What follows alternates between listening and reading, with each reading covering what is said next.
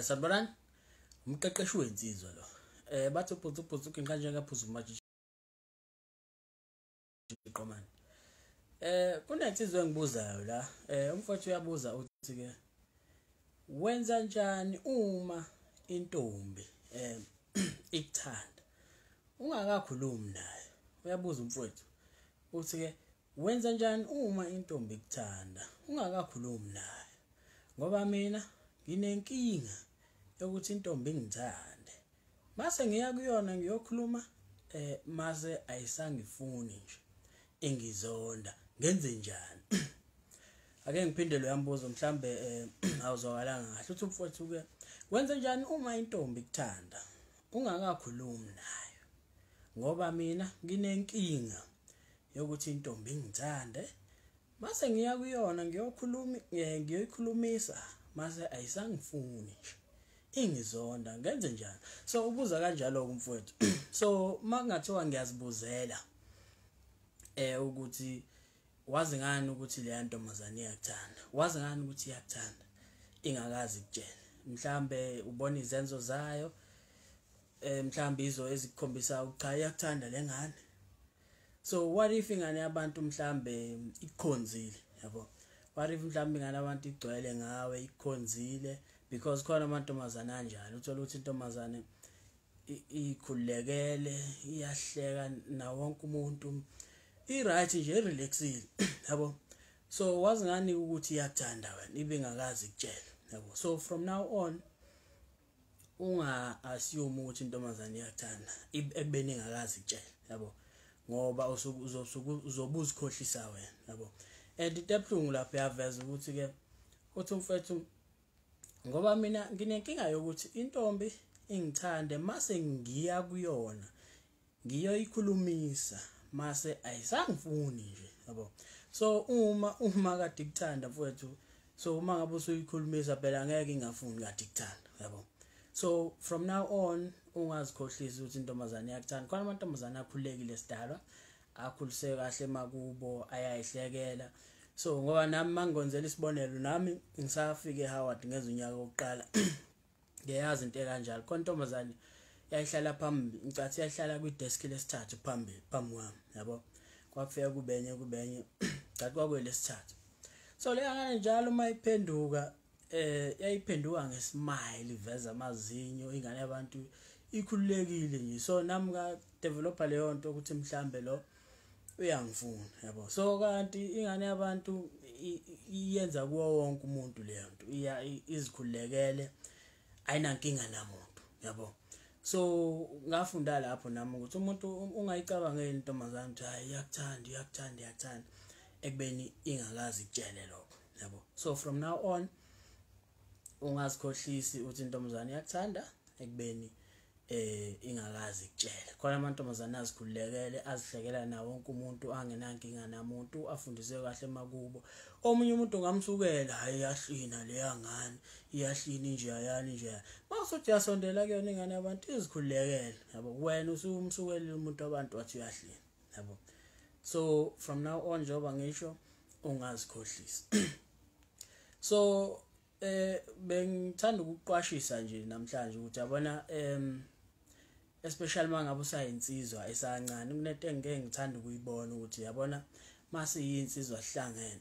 Njengoba ngisho especially mangabe usayinsizwa njani esancane esakhulu, yabona masihlangene siyinsizwa siyakhohlisana strong, yabo? Siyakhohlisana kakhulu ngathi ingqondo nje ivele ihambe. So masihlangene izinto ezikhulunywayo, abanye phela basuke ingqondo yabo ukuthi kuyahlekiswa, kumnandi kunje, yabo?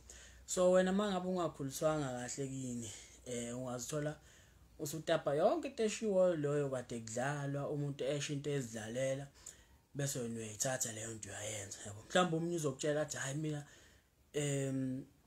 mhlambe ubanana onamakhasi angudli, okanye usweet onjalo nephepha ngudli. So lo muntu uyakutshela ukuthi yena icondom ayisebenzisa, yabo? So uthothi uyadlala, hayi ngoba engayisebenzisi, uyadlala because kuhlangene baningi, kuyahleka kunje aya. Wena then uzuyayithatha leyo nto usuyifaka ekhanda, yabo? Egcineni kosuku usuyalimala. Uyazi ukuthi insizwa mayihlangene zikhuluma zihleka, umuntu uyayayisha into ayisho into as if uyayenza kanti akayenzi leyo nto yabo. So be careful emene kanjalo, angifuni egcineni kosuku usuyaduka. Ngoba mina ngitshela ukuthi khona insizwe ezimbili ngisafunda umatric, leza insizwe ezimbili zake zangidelela. Ngiyakutshela ukuthi almost 30 minutes bonke sihamba siye esikoleni ekuseni kusa, zingitshela ngayo yonke into le yokungabi involved sexually uma ngangisase high school ke lapho. Mina ngikutshela ukuthi for high school ngaze ngayiqeda ngiyakaze ngilale nentombazana. So mhlambe kwena leyo nto uzoyibona njengehlazo noma kanjani, but mina ngiproud ngokuthi kwenzeke into kanjalo, because mina ke ngithi uma usayingane vuma ukuthi usayingane. Mina mawusasa high school mina ngikuthatha njengengane, vuma ukuthi usayingane, ungajahi izinto yabo, ngoba phela umzimba kufanele uvumele ukhulu ube strong, ukhulu umzimba wakho ukuze ube sesimene esifanele sokuthi ungakwazi ukuthi uzibandakanye ngokucansi yabo. So zangidelela leza insizwa zaziwu2, zingidelela ngitshela ukuthi ngathula for almost 20 minutes isihamba nabo, cause mhlawumbe u10 minutes loyo sasingakahlangani nabo, but nje zayikhuluma nje udoti wodwa yabo. So zizama ukungi-influencer mayelana nalento ngatata yongabi involved mangabe usayinsizwa esancane ngocansi. Bukasho ukuthi mina ekhaya bengikhuliswe kahle ke, mina i-peer pressure enye into leyo enke ngincome ngayo. Baningi even abangani manje bethi mabefuna ukwenza into bayazi ukuthi nginenkani, because uma into ongahambiselani nayo angahambiselani nayo, whether izokuphatha kabi noma kanjani. Uma ngingahambiselani nayo angahambiselani nayo. So enye izinto ekufanele uziqaphele lezo ongazithola usenkingeni, because ulalela uzwa abantu bekudukisa umuntu esho lento wena usuyayithatha uhamba uyoyenza, uthothi yena lo muntu akayenzi. So usigade insizwa masihlangene ezingozi. Nangu urumba nyanda. So makhona umbuzo uthanda ukubuza umqeqeshi lona thuba ke leli ukuthi umbuze sizokwazi isiphendulana. Uba urumba nyanda uthi nami umqeqeshi kunjalo ngezwe ngabangani bayo. Yabona yonke leyo nto le uzwe ngabangani bayo ukuthi yakuthanda, noma unubona izenzo zayo ukuthi yakuthanda, kodwa ingane abantu ayikazi ukuthanda. Into eworse mangabe usuyakuyona usuyo mhlawumbe uzama ukukhuluma nayo, uthola ukuthi yona ayazi wakuyazi yonke leyo nto yabo, iyayiphika. Yabo wena usu assume ukuthi hayi ugcwele ngawe kanti cha njalo yabo. So unga assume ke kanjalo. Nangu bani snathi siso said but omdala, what if uzwa ngabangani bayo ukuthi ithe uyayichaza but moya kuyo idle shut up. Uthini futhi ke ngibone kahle lapha ya uyayichaza but moya kuyo idle shut up. Ngabe lokho kuchaza ukuthi ngiqabule or ngiyishele noma ngiyibuke nje? Well phela ngeke uvele usukele umuntu nje umqabule mfowethu, ngoba uzozithola usenkingeni yabo. So ungazithola mhlambe sekungathi uyadlwengula yabo, because ukuthi umuntu umethule ukuthi akafuni ukukhuluma nawe, asiyuma nje kanjalo. Ungathi mhlambe uthule nje mhlambe kanjani cha, njobe ethule umuntu umethule ukuthi akafuni ukukhuluma nawe yabo. So ukuzwa ngabangani bayo wena umuntu yakuyena uzozwa kuyena ukuthi uthini, lento ayithola kuyena iyona yabo. Mhlambe kungenzeka mhlambe usasaba, unga-assume kanjalo futhi, but ungathatha okusho abangani bakho ukuthi hayi uthe yabo. Wena uzozwa kuyena, uma yena ezimisele ngawe uzokuveza emva kwesikhathi. Ngisho ngathi uyasaba okamanje, but emva kwesikhathi uzokuveza lokho yabo. So njoba ngisho leya nsizwa leya nayo athi ngiphinde umbuzo le, umfowethu bethena wenza njani uma intombi ikuthanda ungakakhulumi nayo? Ngoba mina nginenkinga yokuthi intombi ingithande mase ngiya kuyona ngiyoyikhulumisa mase ayisangifuni nje yabo, ingizonda, ngenze njani yabo. So ilento yoku-assume mfowethu njengoba ngisho. Timen Vilakazi uthi danke. Okay, sidanka inkabi isizwa kahle nazo ke bafu umfana futhi Hadebe Dlamini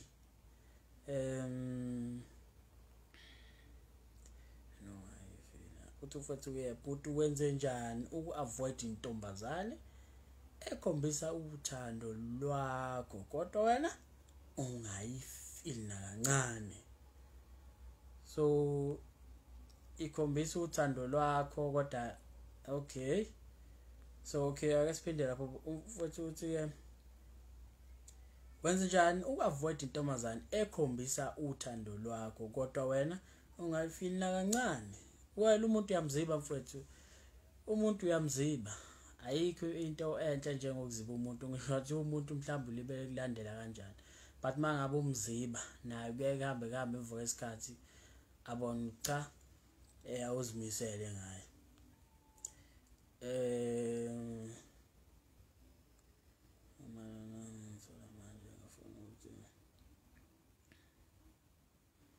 uthuba uMelusi Mathenjwa umqeqeshi wezinsizwa ngenze njani uma lona owami engithola manje noma engimthola manje angitholi kahle ukuthi lapha uthini engafuni ukuthi silisebenzise ijazi mina ngiyesaba ukulala naye well mfowethu unembeza wakho uyakhuluma lapha yabona bomqaphela umuntu ongamazi status sakho ongasazi mina into engeke ngeze ngi-assume ukuthi wonke amantombazana kanjani anayo le shandisi lo ibalekelayo lo isabayo so up until umuntu mhlambe uzoboneka istatus sakho ukuthi ume kanjani yabo so njobe engafuni ukulisebenzisa ijazi indaba engafuni ukulisebenzisa awuyena futhi okokuqala ukuthi uthandane naye most likely awuyena oqala so njobe engafuni ukulisebenzisa uqondeni futhi nala esokakhona ubengalisebenzisa so njengoba engalisebenzisi kuwena yabathi usengcipheni futhi hey mawuyinsizwa kubalekile ukuthi ukwazi ucontrol imizwa yakho ungathuswa intombazane nje umuntu mangabe sesendlini makuthi afuna ukusebenzisa ijazi ay get out ungayingeni leyo otherwise uzothola usenkingeni thini ke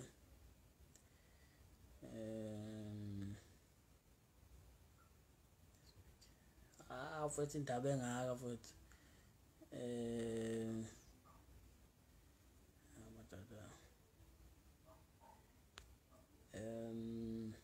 okay usimangaliso minenhle ngiyambona qeqeshi wethu this week uthi futhi ke uJB Happiness uthi umqeqeshi wethu ngiyathemba yaphila this week khona intombazane elokhu ithi kwabangani bayo nangu uguy alright uhlukile futhi izinto azenzayo even necat awusiwani madoda okunye today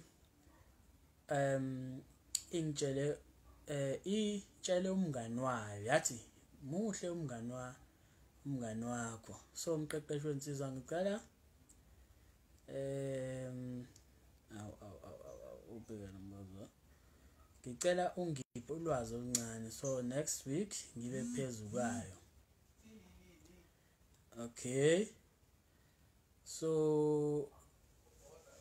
into ezokusiza ke mfowethu mhlambe uma nawe ukuthi uzimisele ngaye umuntu uhambe kuyena khuluma nje naye khuluma naye I'm sure amavideo kamqeqeshi usiwabukile sinenqwaba yamavideo ezinto ekufanele uzenze mangabe uyoqala ukukhuluma nentombazane ukuze avoid ukuthi mhlambe egcineni kosuku ungayiwini intombazane yabo so kuningi isikhuluma from the start uqhubeka kanjalo kunama stages akhona ekufanele wenze njalo yabo so from uthatha inamba phela kubalekile ukuthi inamba uyithola ukuze uzokwazi ukuthi ukuhlela naye usuku nikwazi ukubonana noma ngasiphi isikhathi ofisa ngaso naye comfortable ngaso yabo but nje unga-check amanye amavideo mfowethu angithandi nami ukuthi ngilo ngiphinde into eyodwa njalo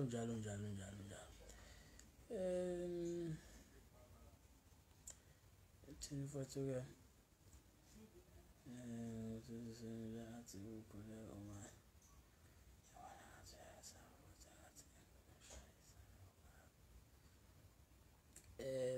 uMelusi Madlala uthi qeqesha iziphi izinto engingazenza ukuthi lo sisi engimshelayo athi ukukhululeka uma ekhuluma nami ngoba ngiyabona engathi uyangisaba futhi engathi ngimshayisa novalo. Well, usazokujwayela mfowethu, but into ebalekile mabe ukhuluma naye ukurelaxa mfowethu, relax. Ukhumbule phela mabe ukhuluma nentombazane ngihlezi ngisho ngithi wena kufanele uphathe ingxoxo. So uma uphethe ingxoxo ukubone ku-interview, uma uya ku-interview akuwena osuke uphethe i-interview, yilabo bantu abakhona abahleli kuleyo ake ngithi panel ibona abaphethe i-interview yabo, so babuza imibuzo fanele uphendule yabo. So nawe ke ma ukhuluma nentombazane phatha ingxoxo phela, not like i-interview but ubuza imibuzo not like i-interview yabo, umenza khululeke abone cha umjito okrendo relaxile ongenankinga. But uyiphathe ingxoxo ngokuthi ubuza imibuzo ukuze naye ezobona cha urelaxile awunankinga yabo. Ingxoxo iphatha kanjalo uma abantu ababili bekhuluma bewu2, lo ubuza imibuzo uyena njani ophethe ingxoxo. So uphathe ingxoxo ubuze njengani imibuzo nawe ede lapho nalapho, but nje uma nje uphathe ingxoxo umuntu awazi ukuthi relax ayiphela uyena ozobe ekhuluma. So uma ukuthi mhlamba uyambona ukuthi akafuna ukukhuluma uphendula lento ayishoyo ke, well ke kusizeke kodwa ukuthi uphathe ingxoxo. Mina into esizayo ileyo because mawuzoyekela yona intombazane kube yona ebuza wena imibuzo phela egcineni kosuku umuntu kufanele umazi.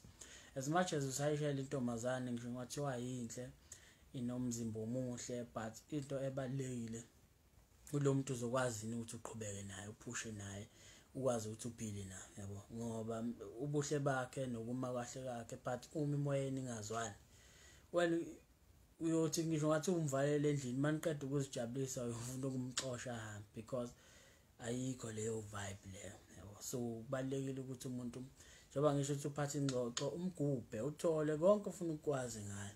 So relaxa, ungayihlineli ingane mangabonayo indlela okhuluma ngayo nayo utshele futhi awuthi relax ayikhululeke, ngeke uzuyenze lutho yabo. But ke khona abantu uthola ukuthi manisaqala unamahloni yabo because akaka understand ukuthi umuntu kanjani, but kumsebenzi wakho ukuthi umvezele cha urelaxile angeke awuyona lenhlobo eshaya amantombazane mhlawumbe engagcina isimlimaza emva kwesikhathi yabo. Uma ungenze njalo naye mhlawumbe after 2 weeks, ake ngithi 2 weeks uzobe eseqaqekile ethi hayi esekwazi naye ukuqaqeka because usekubonile ukuthi umjito kanjani yabo.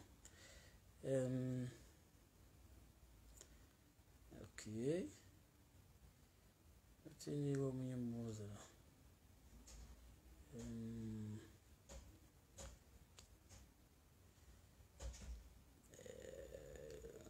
uthi bhuti kanjani ukavote umzane ekhombisa uthando. Okay, mfana kithi ihadebe Dlamini acathi uphendulekile mfowethu lapha ya noMelusi Mathenjwa, uThimen Vilakazi, JB Happiness.